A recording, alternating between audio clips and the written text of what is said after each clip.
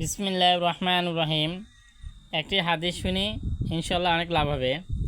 আম্মাজান আয়েশা রাদিয়াল্লাহু তাআলা আনহা বলেন, নবী করিম সাল্লাল্লাহু আলাইহি ওয়াসাল্লাম বর্ণনা করেন যে তোমরা রমজান মোবারকের শেষ 10 দিন বেজর রাতগুলি শবে কদর তালাশ করো। অধিক উলামায়ে কেরামদের মতে মাস যদি 29 দিন হোক বা 30 দিন হোক, শেষ 10 দিনে 21তম রাত্রে হইতে শুরু হয়। এই হিসাবে উল্লেখিত হাদিসে মোতাব্বির শবে কদর 21, 23, 25, 29 রাত্রেগুলি তালাশ করা উচিত। যদি 29 দিনেই হয় তবে এই দিনগুলি শেষ 10 দিনেই বলা হইবে। কিন্তু আল্লামা ইবনে হাজম রহমতুল্লাহ আলাই বলেন, আমরা শবে কদর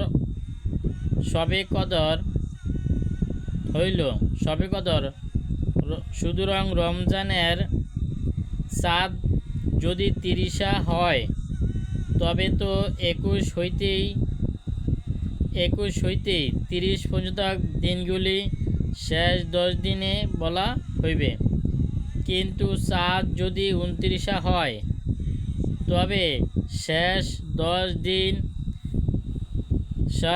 দিন 20 রাত্রি হইতে শুরু হইবে।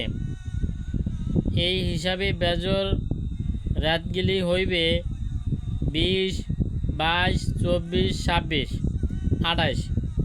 নবী করিম সাল্লাল্লাহু আলাইহি ওয়াসাল্লাম শবে কদর তালাশে রমজান মাসে এতেকাফ করিতেন। আর এই ব্যাপারে সকলেই একমত যে উহা 21তম রাত্রে হইতে শুরু হইত। এই জন্যে অধিক উলামায়ে কেরামদের মতে 21তম রাত্র হইতে বেজর রাতগুলি শবে কদর হওয়ার সম্ভাবনা বেশি। অধিক যোগ্য অবশ্য অন্যান্য রাতগুলি শবে কদর হওয়ার সম্ভাবনা রইয়াছে।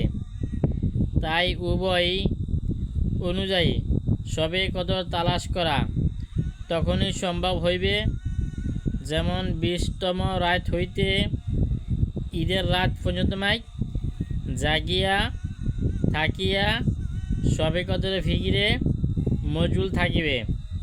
যে ব্যক্তি শবে কদরের সওয়াব আশা রাখে তাহার জন্য মাত্র 10-11টি রাত্র জাগ্রত করা অবস্থায় কাটাইয়া দেওয়া উচিত। আল্লাহ তাআলা আমাদেরকে শবে কদর তালাশ করিয়া জন্য রমজানের শেষ 10-11 দিন রাত জাগিয়া আল্লাহ তাআলা আমাদেরকে ইবাদত করার তৌফিক দান করুক। যে ব্যক্তি একটি শবে কদর পাইল, সারা রাত্র দাঁড়াইয়া ইবাদত করলে যেই নেকি হইবে ওই নেকি আল্লাহ পাক আমাদের আমলনামায় দান করবে।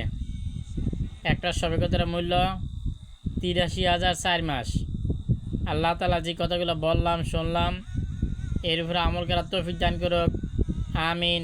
ওয়া আখিরু দাওয়ানা আলহামদুলিল্লাহি রাব্বিল আলামিন।